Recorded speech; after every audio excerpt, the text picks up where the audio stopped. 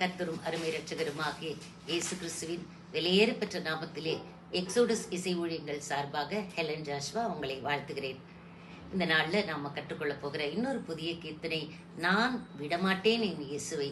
இந்த பாடல் எனக்கும் மிகவும் பிடித்த, நான் நேசித்த ஒரு பாடல். இந்த பாடலை, இந்த கீர்த்தனையை எழுதியவர் ஞா சாமுவேல் ஐயா அவர்கள்.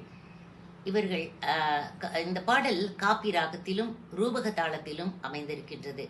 மிகவும் அழகான ஒப்படைப்பின் பாடலாக இது பாடப்படுகின்றது. ஆசிரியர் அவர்கள் ராமநாதபுரம் சேதுபதி மன்னரது அமைச்சரின் மகன். தமிழ் கற்பதற்காக தர்மபுரி ஆதீன சைவ மடத்திலே பயின்று தமிழை கற்றுக்கொண்டவர். தனது 3 பிள்ளைகளையும் போதகர்களாக்கின பெருமை இவருக்கு உண்டு. பல கீர்த்தனைகளை தாமே இயற்றி கதாகாலட்சேபம் செய்து கர்த்தரை பாடி மகிழ்வித்தவர்.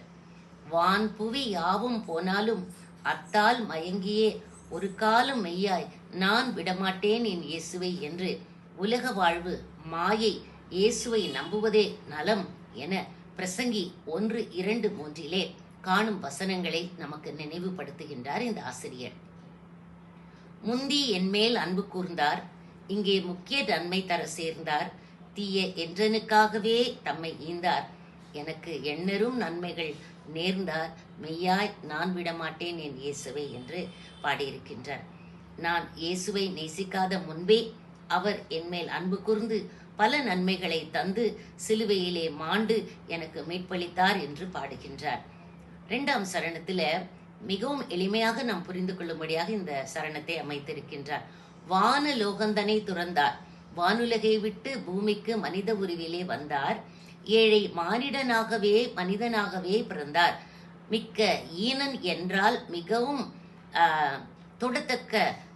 தொடத்தகாத பாவி என்று சொல்லியும் ஈனன் எனக்காக இறந்தார், பேய் மேல் என்றால் சாத்தான் மேலே வெற்றி கொண்டார், என்றனுக்காய் எனக்காக ஜெயம் சிறந்தார் என்றால் வெற்றி கொண்டார் என்று பொருள்பட சரணத்தை அமைத்திருக்கிறார். அதாவது சாவின் மேல் வெற்றி கண்டு உயிரோடு எழுந்தார் என்பது பொருளாக நம்ம கொள்ளலாம்.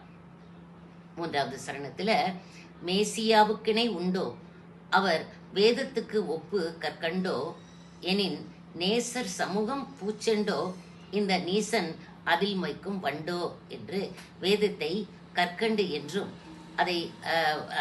அதில் நேசர் சமூகம், அந்த வேதத்தை படிப்பதனால் இருக்கக்கூடிய அந்த சமூகம் பூச்செண்டோ, பூ வாசனை உள்ள ஒரு பூவின் செண்டோ என்றும், இந்த வேதத்தை கற்கண்டு என்றும் அதை வாசிப்பது பூச்செண்டு என்றும், அதில் பாவியாகிய நான் தேன் குடிக்கும் வண்டு, தேன் சுவைக்கும் வண்டு என்று தன்னைத்தானே ஸ்லாகித்து பாடியிருக்கின்றார். 4வது சரணத்துல லோகமெனை உதைத்தாலும் பொல்லா லோபிகள் துஷ்டர்கள் மொய்த்தாலும் பசி தாக நோயும் வதைத்தாலும் இந்த தாரணியோர் சிதைத்தாலும் மெய்யாய் நான் விடமாட்டேன் இயேசுவை என்று ரொம்ப அழகா பாடியிருக்கிறார். பாருங்களேன், லோகம் என்றால் உலகம். உலகம் எனக்கு எவ்வளவு துன்பம் அளித்தாலும், பொல்லா லோபிகள் தீயவர்கள் துஷ்டர்கள் என்னை துன்புறுத்தினாலும், என்னை வதைத்தாலும், பசி தாகம் நோய்பிணிகள் என்னை சிதைத்தாலும் வதைத்தாலும், உம்மை இயேசுவே நான் விடமாட்டேன் என்று அன்பொழுக பாடுகின்றார்.